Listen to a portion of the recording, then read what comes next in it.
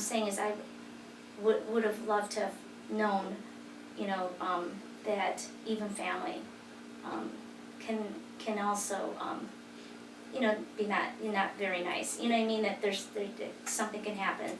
And so when they asked, you know, I went there and they said she wasn't home, and they said, well, she'll be home soon, and you know, just come on in and wait. And I went in and waited with no hesitation at all. And you know, the two of them ended up,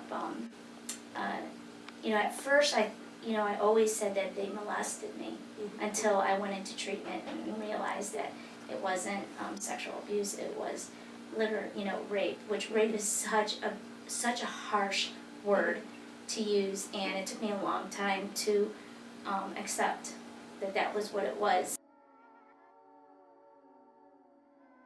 Although throughout my years in grade school, 6th, 7th, 8th, 9th grade, and then into high school, you know, I made choices that I honestly don't think I would have made if that would have never happened.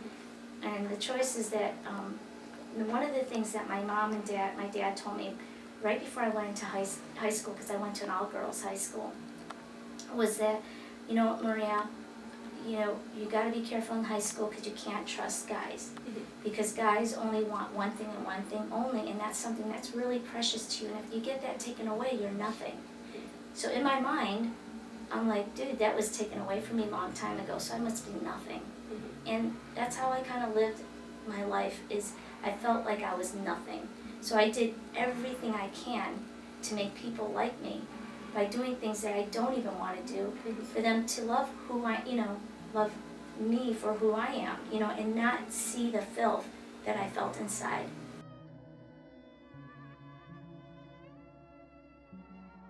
When we were in college, he said I was, you know, gaining weight. And so I thought, okay, if I lost weight, you know, maybe he'd love me more, and he would, you know, he would not hit me anymore. And so that's where my eating disorder, which is all part of it, just like cutting or alcohol, you know, alcohol abuse, drug abuse.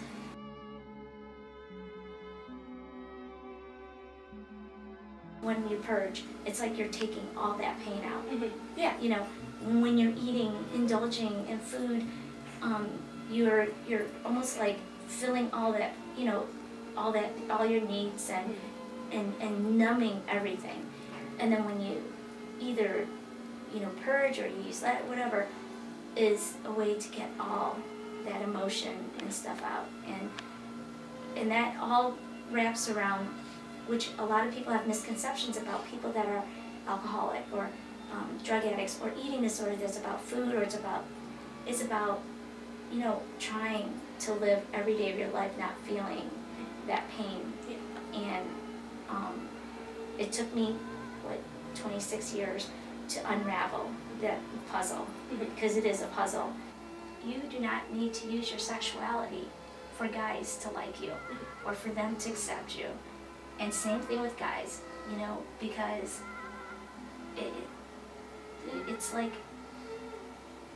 I mean, you're giving something to someone that may not be in your life in 3 years or 4 years. So you're making a decision for someone that may not even be there.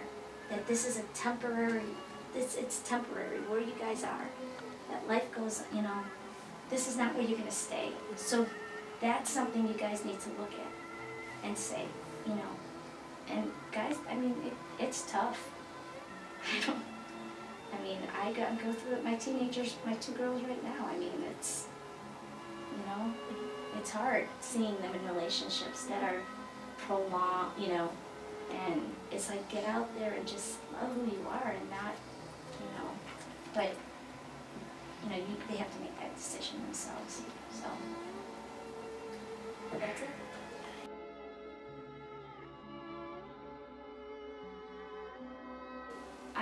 I let these guys take 26 years of my life away from me, and I'm not going to do it anymore, you know. And you know, that's what I teach my girls, my kids, my son, and I try to tell you guys is, I can guarantee that everyone has their issues, and there's not a perfect home. It's you guys choose what path you're going to take, you know, and it took me a little longer to choose my path, and the fact that I'm still alive, which I should probably be dead, you know, because I did 3 long surgeries for my purging and stuff, but there's a reason that I'm alive, so I just have to take that in. As a person, for you or the victim, you just gotta remember that talking about it and not blaming yourself, because you have the right. You have the right. No is no. I don't give a crap if you've been dating someone or you've been with someone, or if you love me, da da da da. I don't give a crap. If that is no, no is no. No one has the right to touch you in any way, and I'm a big advocate about that.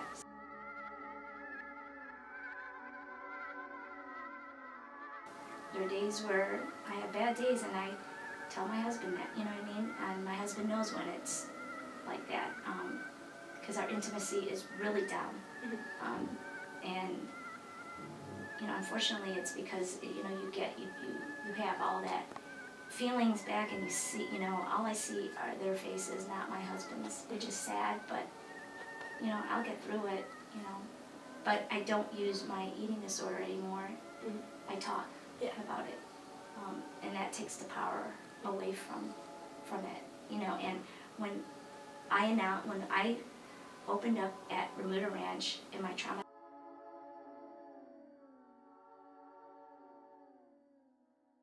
My name is Katie Kurtz. I'm a clinical social worker with the Cleveland Rape Crisis Center, and I'm specifically the Ranger 360 program coordinator, along with Abby McGinty of the Domestic Violence and Child Advocacy Center. And together we're running the Ranger 360 program. And what that is the Lakewood City School District is one of 9 schools in the nation to be awarded a federal grant from the U.S. Department of Justice, Office of Violence Against Women, to create and implement a prevention program regarding the issues of sexual assault, domestic violence, dating violence, and stalking. So we're here for 3 years in Harding, Garfield, Lakewood High, and Lakewood City Academy, and we're going to be doing prevention education for all students in the classroom, as well as training faculty, staff, teachers, and administrators, and community members to really look at these issues and create effective, sustainable change in the community.